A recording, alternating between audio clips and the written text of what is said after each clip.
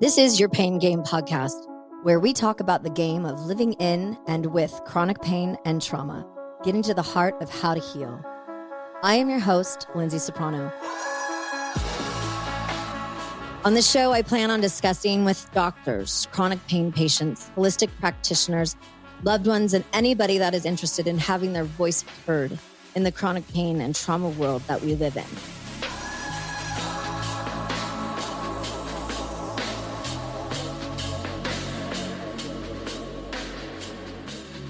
So by now, you should know that I am a little miss ball of anxiety, as I've mentioned in prior episodes. And I've also talked about how debilitating it is for me, far more than I have liked to admit. But I'm starting to feel much more comfortable in my skin in regards to talking to you as my listeners and to my guests about my anxiety openly and almost kind of sort of entirely unafraid. Did that sound like that was real? I'm trying to be less afraid, okay? And I'm getting better at it, which is awesome. And it's almost because of you. I'm getting better at opening up and digging deeper within me and taking more inventory, like more and more inventory. How large is this damn warehouse anyways of mine? Like, how much more inventory must I take? And I'm getting better about being open and honest with myself, which is hard to do. It's always so much easier for us to like, oh God, I know what's wrong with her versus I know what's wrong with me. Right. And I'm getting better at it for a couple of reasons. And I'm going to give a lot of kudos to my listeners, actually, because I'm finding that my trust issues that I've had and safety issues that I've had, I'm trusting more and I'm trusting my listeners. I'm learning more about how I freaking got to the place that I am in my life between pain and traumas and all of that we've talked about and will continue to do so. And I'm getting joy out of doing this show. Even when we're talking about such heavy stuff, it is a joyful experience for me because I get to see and witness the people that are in my life that I know, people that I get to meet through doing this, finding new healers, finding new ways of looking at things, finding new approaches to care. Ones that aren't what we've talked about, which is slamming pills down our throat and having surgeries and having all of these, whatever, pokes and needles and prods. I mean, it's so obnoxious. I mean, I was like, yesterday, I had to get some blood work done. It was like 18 vials of blood were drawn from this little thing. But, I'm committed to you guys, and that's everybody, including myself. And so by showing up for this show, it's not just showing up and just to be here to do this, it's actually showing up and living, which are two completely different things. If you're just showing up to like do your thing versus showing up to live that day, those are very different. And when you live in chronic pain and you live with phobias and you have disorders and you have rare diseases, it's really hard to show up and live. So from you guys, I'm learning how to do that better. So to all of you, I thank you for that.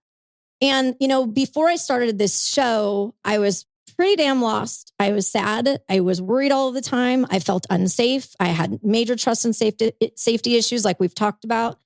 And I don't mean, the show didn't just start with the creation of the trailer of the show. It's been 2.5 years of planning and getting to a place where I was ready and healthy enough to even pull off doing something as grand as my vision is for this show and what's to come. So, you better stay close to me, people. The big show has only just begun to grow, and we are going to kick some ass together.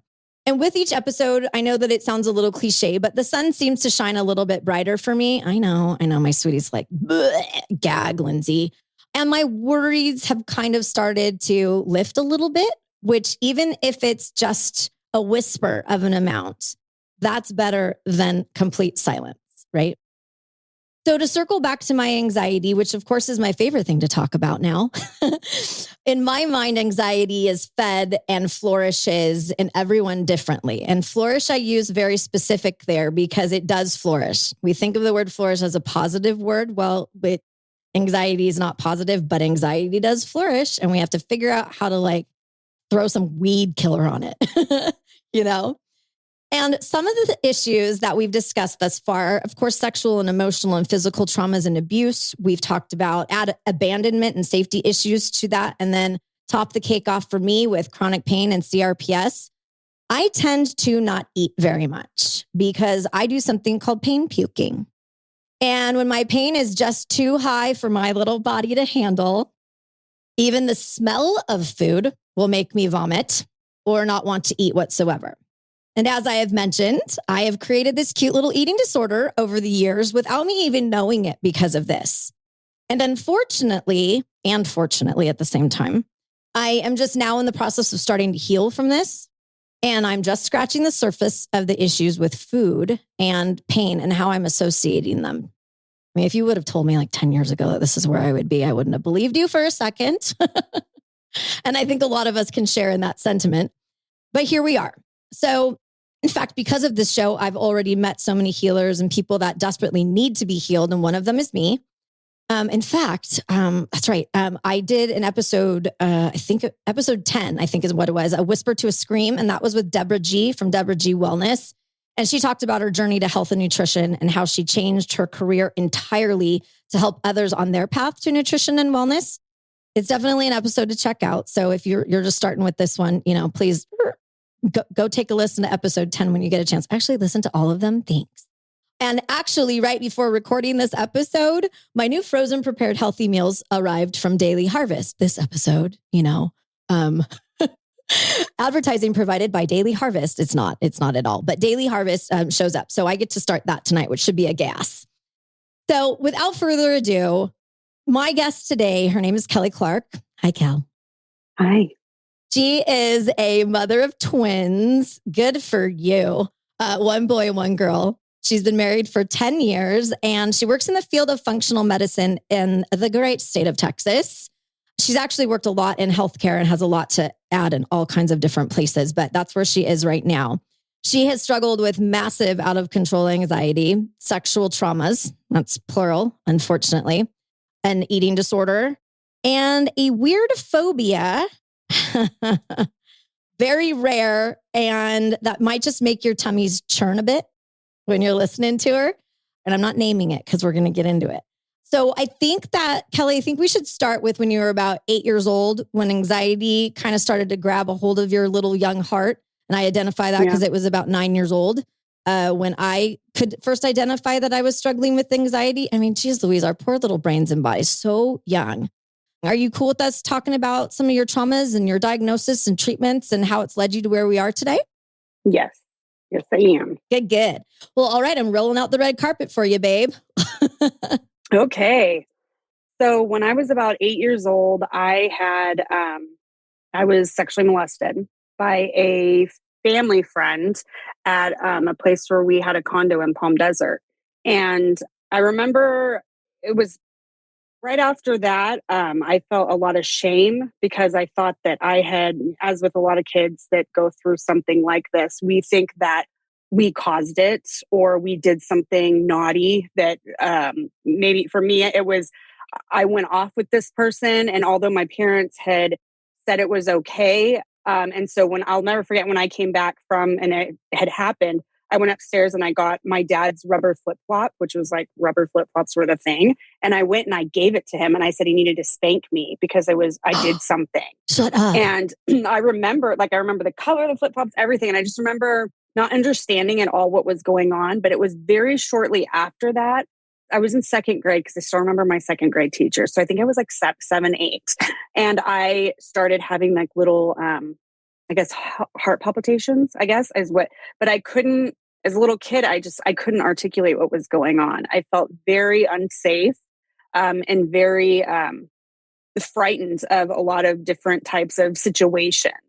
I guess it was about the same year as most kids do when you're in school with all these kids get sick, right? I mean, I think almost all of us have probably experienced being in elementary school or junior high and some kid just blowing their chunks, which is, Totally. and everyone sees it, Right. and they just don't make it. And I remember us and seeing this kid get up and just yak all over like the side of the wall. And felt this sense of not having any control. My body, like everything tensed up. And I remember getting up out of my chair and walking to the sink because I thought I was going to be sick. And then realizing, wait, I'm not going to be sick. And going back to my seat and sitting down and it passing, that was kind of where I started experiencing what we call emetophobia, which is fear of throwing up or fear of vomit. That's nuts. I know when you told me that, I Googled it. And just when you were saying that, I literally, well, for starters, you're using only medical terms like yak. We only use clinical terms on this show. Well, so I Google it, right? And I'm expecting it to come up like under Mayo Clinic or Johns Hopkins or something. It does not. It came up under Anxiety and Depression Association of America, the ADAA. And I was like, because it's that strange of a phobia. It's not necessarily considered a medical issue, which is not so crazy to me. It's weird because I had it was about that time where I had my first experience of being sick with like the stomach flu or whatever. And a lot of it revolves around control. And at that time, and when you vomit, you have no control. Like it's happening, there's no control over it. And at that time, I remember my sister and brother and I all getting the stomach flu. And my mom, we woke up in the middle of the night, for whatever reason those kids do, and they go over and wake up their parents. Well, I remember us waking up my mom, and she just reaction of just like, what's going on? And like kind of freaked out. And as a little kid, that kind of made me very upset. And then she's like, get to the toilet, don't throw up on my floor, get in the bathroom kind of thing. And it was anxiety. All of a sudden it was like, oh my gosh, my body's doing something it shouldn't be doing. I'm going to get in trouble because I'm not supposed to have this feeling. I don't want to ruin carpeting and whatnot. And like where I realized not until I got older that like that's where a lot of it started from. It had something to do with my brain I usually have something traumatic has happened, and with my molestation, and then shortly thereafter, the experience that I had in school where that kid got sick, it was all kind of manifesting together. And it was just this big stew pot of like not understanding where my feelings were, not understanding like what's natural, what's not natural, because I had all these experiences that my 7-year-old brain could not process. No kidding. I mean, we don't even know what the hell's going on at 7 years old, other than our behavior is shameful or bad or wrong or what have a flip-flop worthy. Exactly. If we will be clinical about it. Exactly. Yeah. Exactly. That's nuts. And yeah, it was, it passed because I think when you're a child, it didn't really start to rear its head again until I was high school. So I had I think it came, but as a kid, I'm not able to, as an adult, you have all these thought processes and all this, your brain gets jumbled with thoughts and emotions. And if you deal with anxiety, like I do, and like you do, it's literally like a traffic jam, like the 101 just jammed in your head, and thoughts and processes are going through, and you're like, oh my gosh, you don't know what to do. You just get frozen.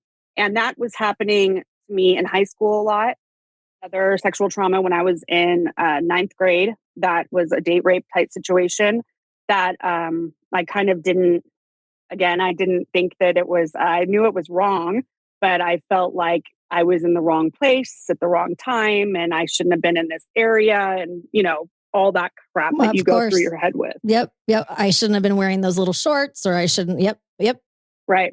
Exactly. So it was that happened. And then a good friend of mine in junior year in high school, I was dealing with all these feelings of anxiety. At that time, I stopped kind of eating because I didn't like the way that food felt in my stomach, because it made me feel unnerved. It made me feel like I didn't know if that food was going to stay in my body or if it was going to reject. And I was terrified of it. So I started this eating disorder due to not wanting to throw up. It had nothing to do with me being like so obsessive with my thoughts at the time. That grew later, but it was more about, I don't want to throw up. So if I don't put food in my stomach, there's nothing that's going to come out. I'll drink my water.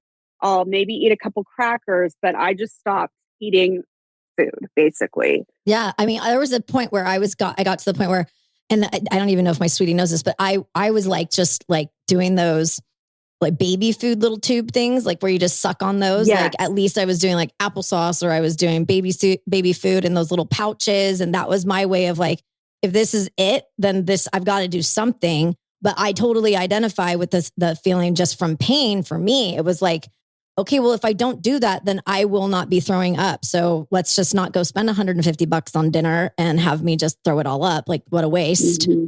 And so, but then I kept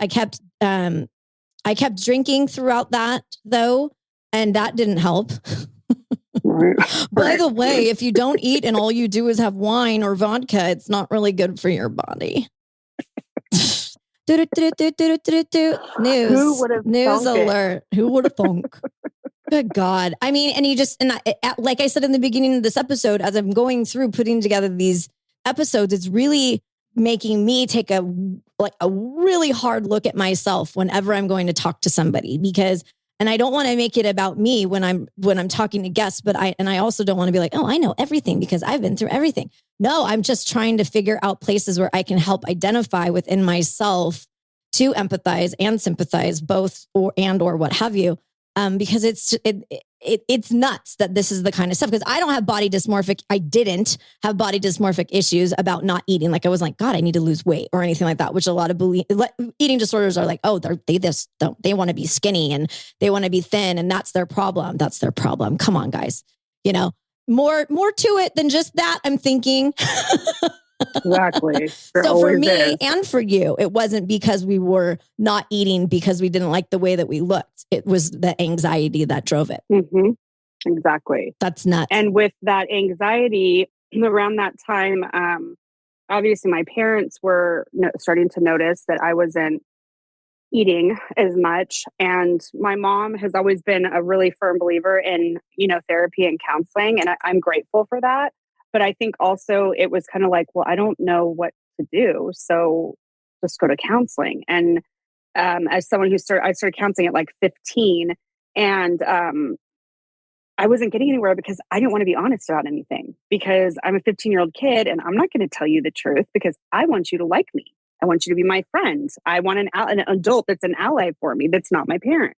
So I basically was whatever they wanted me to be in there. I would just say, typical teenage stuff, I guess. And it was, they said, oh, I guess you're just depressed and we're going to get you started on some medication for depression. So that became a thing where now have this brain that is basically has had this trauma and really need antidepressants, but I don't know how to articulate that there's stuff going on. I want you to like me. I'm afraid for you to know my truth, because the second you know my truth, you're going to judge me and you're going to look at me and say, ew, she's scarred. She's got all these issues, It was very, very emotional for me. I saw a lot of different therapists at that time. And then I see one, it was April of my junior year, and I just had a meltdown at school. We had snack time, and I remember standing there with all my friends and I just started crying. And I didn't cry that much back then. I just broke down, started crying. And I was triggered because a good friend of mine had been put in the hospital for E. coli. And he got really sick at school. And when I found out about it and people started talking about it, and everyone's talking about this like possession type vomiting this kid was going through in like history class. And I'm sitting there listening to this and I'm like, oh my gosh. And in my head, all I'm thinking is, that's the scariest thing I've ever heard of in my life. And I immediately start having like a panic attack. That was my first panic attack I ever had.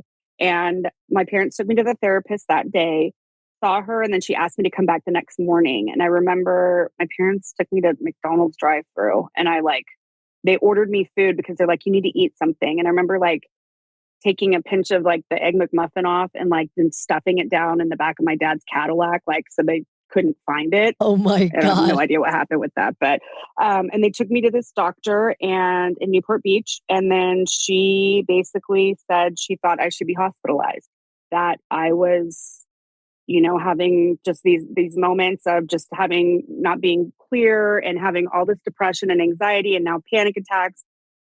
So they didn't as an adolescent, your parents could put you in, right? And they asked me, do you want to go? And I remember being so terrified of what was going on in my body that I said yes, because I really thought that if I would be escaping my situation and I'm in like a hospital environment and I'm safe. Sure. How ranged my thinking was. It was 1,000 times worse than I can even explain. It was, I'm in there with kids that tried to kill their parents. I'm 17 years old and there's just all these kids were in there for drug use. Like I was the only one in there that was there they had me under heavy anxiety and anorexia was what they had me in there for. Anorexia, of course. So they took all this stuff away from me. They would watch me when I ate.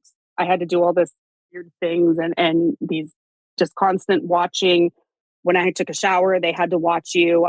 Just make sure you didn't do anything to yourself, like get rid of your food, basically. But was it like an outpatient program or was it inpatient? It was called CPC. It was right out on the border of Santa Ana and Newport Beach. It was inpatient. I don't know if they had outpatient, but it was an inpatient. It was like a big hospital, kind of like back then charter was a big thing. Like charter centers were a big thing. It was just something. And I remember my parents, this is so sad. This is the part that really got me, is like my dad made pretty good money and he didn't want to put it under our insurance because he did not want that stigma of depression and anxiety to follow me on my paperwork, my medical paperwork for the rest of my life as a kid. So he paid out of pocket. And I, as an adult now looking at that, like, that was such a sweet thing that he did, but I can't imagine what that felt like as a parent to be like, I'm going to make this decision and I don't want my child to go in here, but I think it's the best thing for her. Not get better in there. I'm like, okay, hold on. Now I'm with the other people that killed their parents because I'm going to kill mine now. Sorry, that's not funny, but it is at the same time. Oh yeah. It was more trauma. So that situation caused even more trauma on top of the other layers. And then I became even more of a ball of nerves and I would not talk. I wouldn't talk to the therapist. So when we would and you had like 3 different ones. So I would get in the room with them and I would go silent, which, as you know, I'm not silent hardly ever. Like this one never shuts up. It's a miracle this episode will only be an hour. So I just like literally shut down completely. And my parents checked me out. I was supposed to be there for 2 weeks or 21 days. And after 10 days, they pulled me out of there. And I got to go to my junior prom, which was like a huge deal. I remember I was wanting to go so bad. And it was like, they finally pulled me out. And then we never addressed anything for like a while, And it wasn't until I was fast forward a little bit, went through some pretty bad relationships and this and that, my eating disorder continued. It was more managed a little bit at that time. I would get the stomach pains were just so excruciating, probably because I wasn't eating, but I liked the way it felt. It was comfort to me. It was like I knew what my body felt like without food, and I could give it just enough to get rid of that intense hunger pain and then be fine, and be able to do what I needed to do. Wow, you just nailed it for me. Because we manipulate ourselves, Totally. I know exactly. Yeah. Like I'll say, I'm not hungry or whatever. Of course you're hungry.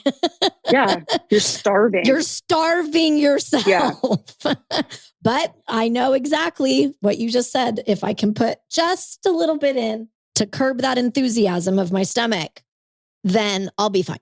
And everybody will get off my freaking back about it, I started having like more issues with my bones and stuff. I started noticing like more pain in my hip. And at that time, I started losing a lot of my hair was just thinning out. I used to have really thick hair. And at that time, they diagnosed me with a hypothyroid issue. And they're like, oh, that's, that this is all playing together, And it was 24 when I finally had to share with an internist in Mission Viejo, like actually I was honest for the first time. And I told him what my struggles were, that I was not feeling well. I felt sick. I felt like my body was failing me. And he put down that I was abusing Adderall, which I was not. I was on Adderall, but I was not abusing it. I was abusing my body by manipulating myself and starving myself to the extreme. I'm 5'8" and I should weigh about 165 pounds. I was 114 pounds. Yeah. So I was emaciated. I then got triggered by I got food poisoning. Basically, that was when my emetophobia that's when I found out that's what that was. I found out there was a word for it. Yeah, right. Because your diagnosis was so much later on in life, like going through this for what, freaking over 20 years? Longer than that. Yes. That's nuts. Yes. Like, come on, people. I know. But a lot of it, I think, honestly, I did to myself. If I had just said, I'm afraid of throwing up, it scares the crap out of me. I'm afraid of what my body does. You know, if I had been able to articulate that to a therapist, they'd probably maybe would have been able to be like, oh, or maybe play with it and figure something out. Well, there you go, blaming yourself, though. But I was so dishonest. I don't look at it as dishonest, honey. Like, not even remotely, because like there are things that I never talked about, any of the things that had happened to me as a little girl. And in fact, my parents don't know much of it because I was afraid of the same I was afraid of the flip flop, right? I was. And then it circled down my life circled down in rebellion and, anything I could do to rebel and get attention in a different way and all of that. And that went through, college and all the things that are coming out of this show. I'm like, dear Lord, no wonder I stuffed all this down. No wonder I can't walk. My legs are full of crap I've been stuffing down for 44 years. Jeez Louise, I swear. Okay, so I want to know, so we've got your eating disorder. We've had these sexual abuse traumas that have happened to you. Obviously, at such a young age, your poor little brain hasn't even remotely developed. I still think that we're developing our brains. And we're having to fix them from all the damage we've done as well. So that's a whole inventory area of my warehouse. So can you talk to me a little bit about how anxiety plays into your emetophobia and like what that actually means now and how it got to where you are now, how you're managing that piece? Because it gets in the way of like going on vacations, going out to dinner, doing things with your friends and your family and all of that stuff, right? Right. And so I've come to a place now where I have good days and bad days. I started seeing a therapist and I started doing EMDR, like you've talked about a little bit on your podcast.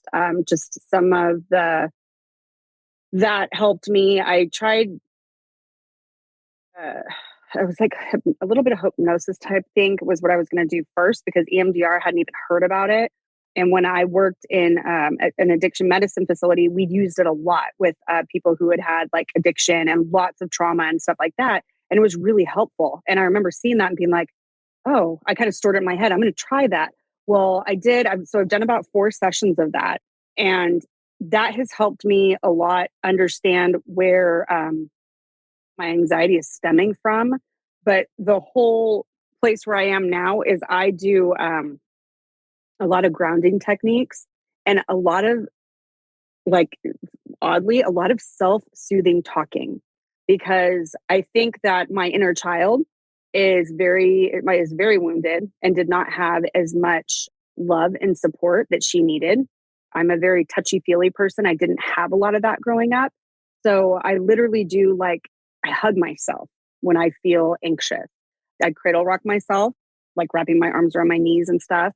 But I also have to feel the earth under my feet, if that makes sense. 100%. I have to have grass or dirt or something under my feet and usually something cold on the back of my neck because it is very, it feels like if I'm having, the first thing that happens is I feel a pain or anxiety. I feel something in my stomach and then my anxiety goes crazy. And so if I get outside, I have to get away from bathrooms. Because if I see a bathroom, I see a toilet and I think, oh my gosh, like it's going to happen. I have a very small list of people, literally like 2 or 3 people that I can call anytime. And they will basically talk me down and try to basically talk to me. My biggest thing is staying connected to myself and taking care of myself. I kind of realized yesterday, just over some self-reflection, that I have been so afraid of my own body. I have been so afraid of what it's doing to me. And therefore, some days I do not love my body. I hate my body. I am mad at my body. I'm like, why in the world is this happening to me? Why can't I just be like the other person that over it? They don't freaking stew on it. It doesn't run their life. And I'm so envious of it. But I have been so afraid of the things that are going on in my body, like the pain that I feel when I'm going through this, through my stomach is excruciating. I don't take anything for it because I don't want to put Motrin in my stomach when I'm feeling sick. No. So I don't take anything.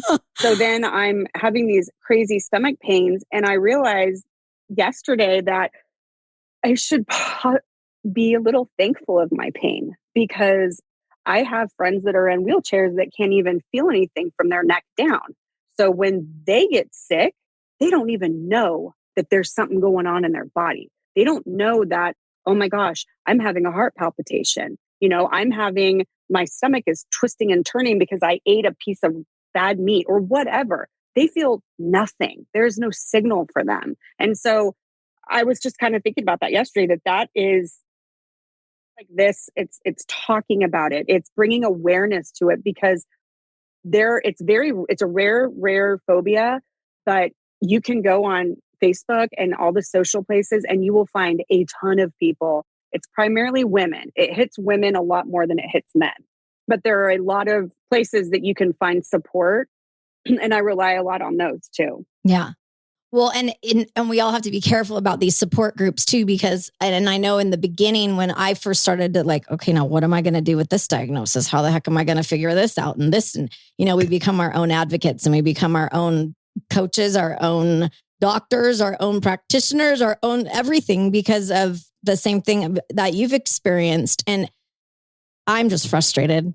And you're with these groups too, because a lot of them, they talk about like, well, what are you taking? What are you taking? Well, what are you taking? And then there's like the 17 things that they're taking. And I always mention this, and you're taking one pill to take for this. And then you're taking two to take for something for that pill that caused that. And it goes on into such a slippery slope. And my body is so sensitive to anything and everything. I mean, even the damn wind that blows by, it's like, ooh, that's causing Lyndsay something strange, and is that a little bit in my head? Maybe.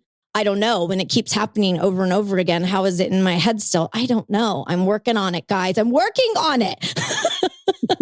And I'm working on it with you by my side. So thank you.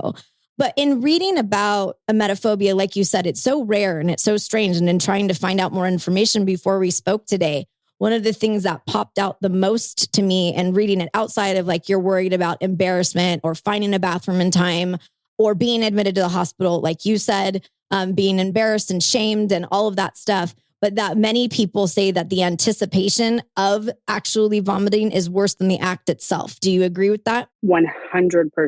Because I can tell you the times that I have thrown up, you feel better after, right? Your body is like, yeah, I need to get rid of this. And that's the last thing your body wants to do, is eliminate what's in the contents of your stomach. It needs most of that stuff to nutrients and, their digestion and everything else. I absolutely, the anticipation of it. It's the nausea. It's the nausea that's worse than the actual vomiting. And like you said, it's oh gosh, I mean, going on an airplane for me, I fly all the time, but I have to literally talk to myself.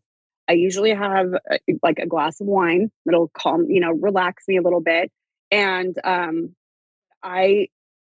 the little emesis, the vomit thing, the little bag right there, I get rid of that. I don't want to see it, because if I see it, it might happen. But it's the feeling of, and most people can relate to this, like when you're about to get sick like that, your heart races, your body's saying like, get somewhere, like we're going to get rid of something. And, this needs to maybe be a private moment. Well, it's that feeling.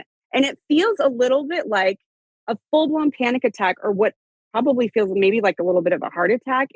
It's pain. It's you're sweating. It's all these things that are just gross. And then the act of, and it is the anticipation 100%. It is not, because I know if that actually happens, it's going to be gone. Yeah, that's But I was nuts. prescribed, I've had a doctor that finally said, oh, you have emetophobia. Like it was an actual medical doctor. We were in together and she was just doing my physical and I was talking about it and I just started crying. And she said, oh, I think you have emetophobia. And I was like, what the heck is that? And she's like, well, I actually suffer from it. And she started sharing it with me and she's like, it's okay. She said, you know what I'm going to do? I'm going to prescribe you some Zofran. Yeah, I want you to keep this on hand. So if you start to feel that nauseousness in your stomach and it's getting to the point where you feel you're not really sick, but you're having this anxiety around it, I want you to take one of these. She was the first person that kind of labeled it and said she had it. And I was like, I didn't feel alone anymore.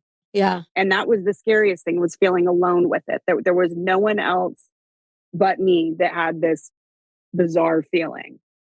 And what a blessing that you found somebody that literally can identify with every single emotion that comes around emetophobia with you.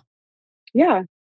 And thank you for coming out and talking about stuff because, like you said, it's awareness that hopefully there is somebody listening right now that you can, give a digital hug to right now through this conversation that may feel very alone and not even know. They might be super young and be like, oh my gosh, all of these things are going on. Now I've got this and I can start, going after it. What are you doing, by the way, besides grounding techniques? Are you still doing EMDR?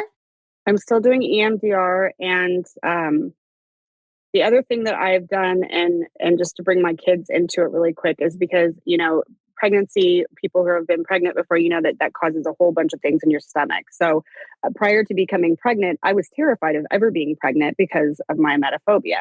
Right. And morning sickness. Hello. Yeah. Fortunately, my doctor was awesome. And she knew I struggled. She knew that was something that happened. I was 32 when I got pregnant. So she worked with me on that. But I have become completely opposite in how I handle my children.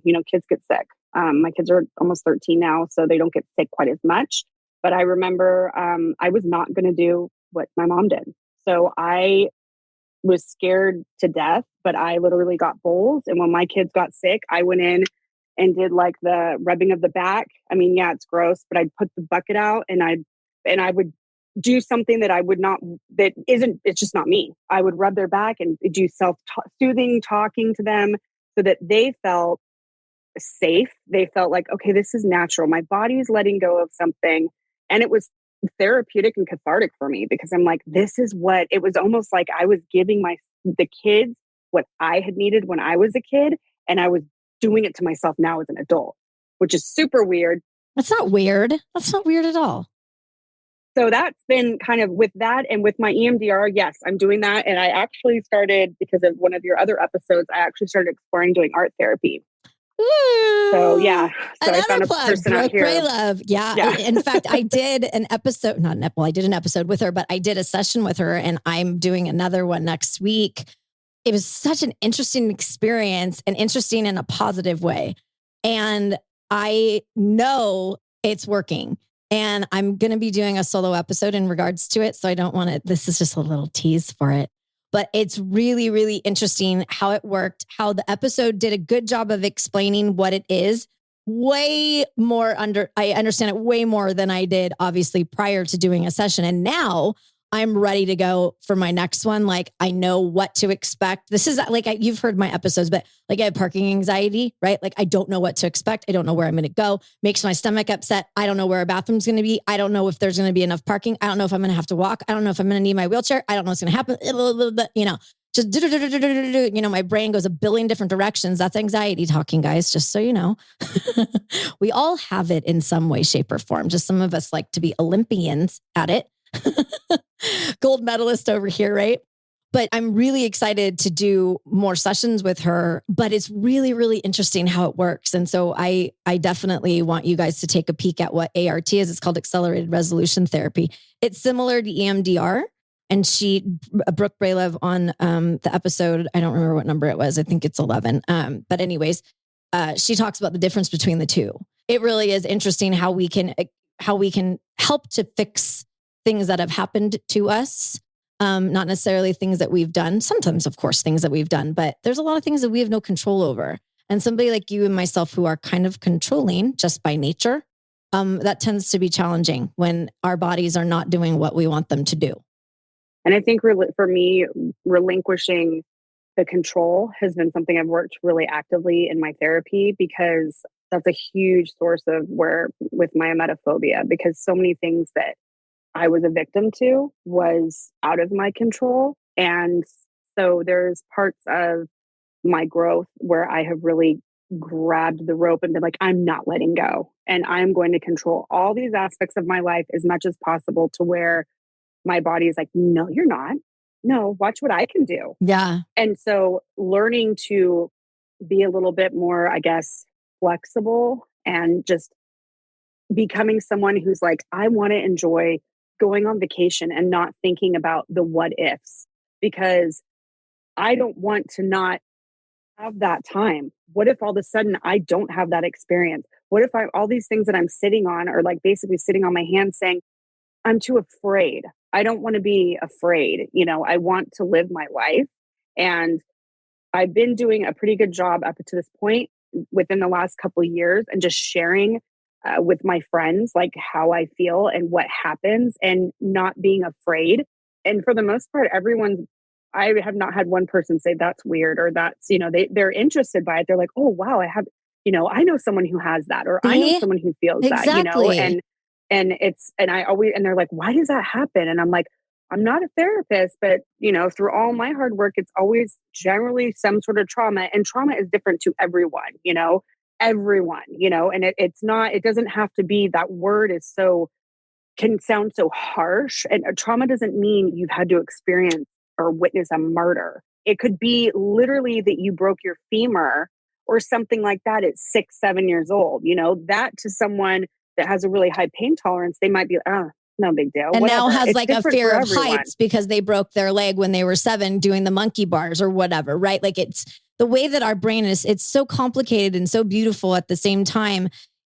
We file things. I've said it, I think, a couple times on episodes prior, where it's like we've got all these little folders of all of these things that have happened to us in our lives, and things that get filed away, and they keep, like, I've moved so many damn times. It's like stupid. And each time I unpack a box with the move, I'm like, how did this make the cut again? How?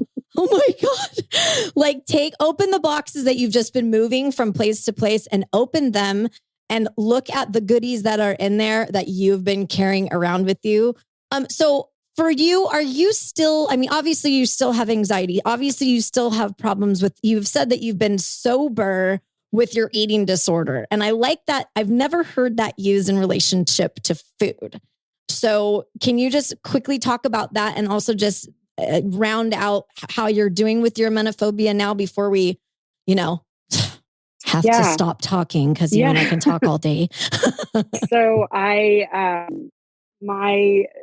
say sober because like anything else that is, you become this dependency, sort of like an addiction, for over 15 years now. So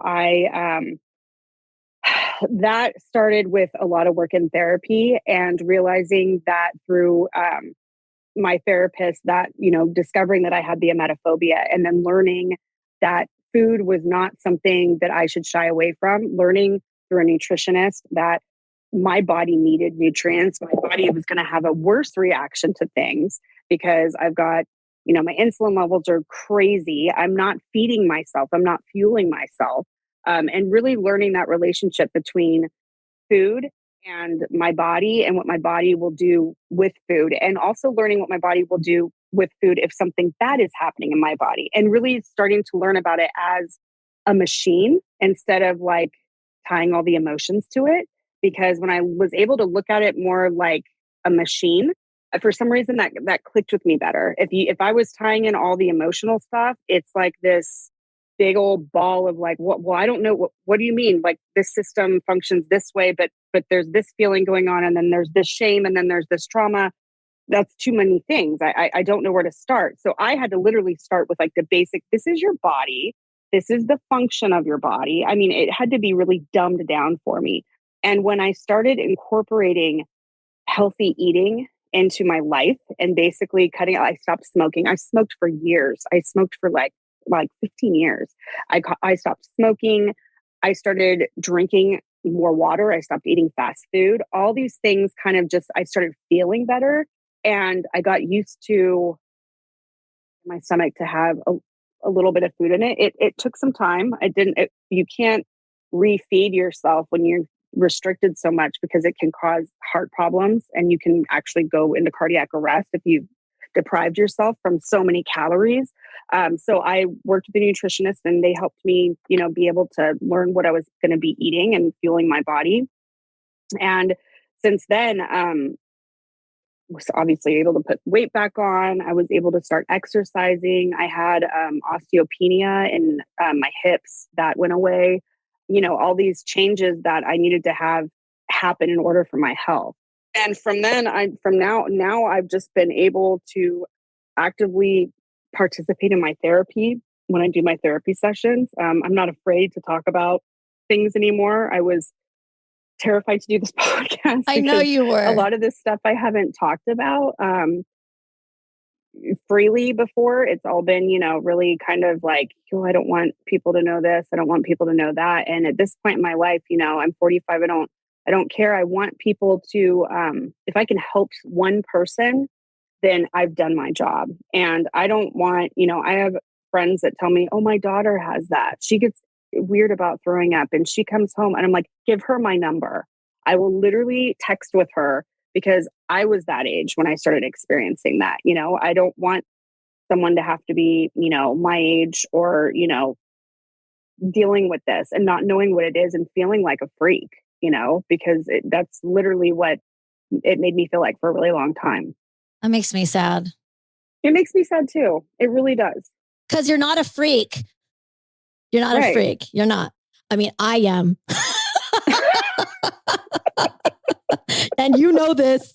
No, I mean, there's a little bit of freak in all of us, but not to make light of the topic, but I definitely encourage people to, if you do know somebody that has talked to you about it, please share this episode with them, because that is the reason that we're these strong people, these strong guests, these practitioners even get into the businesses that they're into to truly help others, because they exist out there. There are healers. There are people that are out there that just don't want to here's some pills, take them, and we'll talk to you in 3 months. Those people are not in our crowd, and they won't be guests on this show either. Now, that isn't taking away the fact that there are reasons that you do have to take medication, and they're like, take your insulin, guys. That is not what I am saying. I am specifically saying, just be smart about it. Educate yourself, read about it. Don't just oh, this is the pill they're giving you. Why don't you go ahead and read about it before you put it into your bod? Hello. Okay, so are you still feeling that fear and that anxiety about throwing up? So I'm much better than I was 5 years ago. And it's not daily anymore. It used to be daily. I still get nervous if I feel something in my stomach. I still get that initial reaction of, oh my gosh, it's the flight or fight thing. But now I really try to talk to someone. My husband doesn't completely understand it. So he's kind of like, I don't know what to do. Just go throw up. It'll be fine. And I'm like, no, it's the anticipation. So I know what I need to do. I go outside, I do my grounding techniques, but it's not gone, but it's a lot less. And I'm not as terrified of it happening if it were to happen, if that makes sense. I don't live my life in complete debilitating fear anymore. That's great. I want to live my life, I hate that term, to the fullest, but I do. I want to enjoy every moment that I can that I'm put on this earth, and I really actively tried to not pass any of this on or off to my children. So it's a very active thing, almost daily, to be like, I'm not going to go there. I'm not going to go into negative land. I'm going to stay positive. And if I feel some sort of way, I'm going to do what I can do to take care of me and love on myself and give myself good food. I eat very clean. I eat organic. Do all the things that I need to do to take care of my body. I take a plethora of supplements. So I feel better. I'm on the road to recovery. I don't want to say I'm recovered, but I'm on the road there, and the road isn't scary. It's a nice walk. It's a nice walk. It's just a nice little stroll. Little stroll. It's a nice stroll. Well, I love that. And I love that for you and for your family as well, because I know how hard this stuff can be on the people that love us. just like you said with your husband, I know my sweetie, he's just like, I don't even know what to do right now. And I'm like, just let me be, or whatever, because and I'm getting better like you. I'm definitely I need to make my stroll a little bit. I need to make further progress with me on this, but my anxiety is certainly getting better, and my stomach issues have started to follow with my anxiety getting better. My tummy issues have started to do the same too. But again, it was like, we're not foie gras ducks here, where you can just like start shoving food down your throat in a tube or whatever. So I would just like to thank you so much for being here today and being vulnerable. And you did great. I told you there was no reason to be nervous. You were just talking to me, baby. So it's been a pleasure, and I'm proud of you and grateful for you. And I'm glad that you are strolling along at the right pace. You are exclusively invited to share this VIP pain journey together. Let's get to the heart of how to heal with you by my side. Please follow the Pain Game podcast wherever you digest your podcast content. We'll be there. Visit us at thepaingamepodcast.com and follow us on all the socials. Thanks for listening, my little VIPs. Catch you on the other side.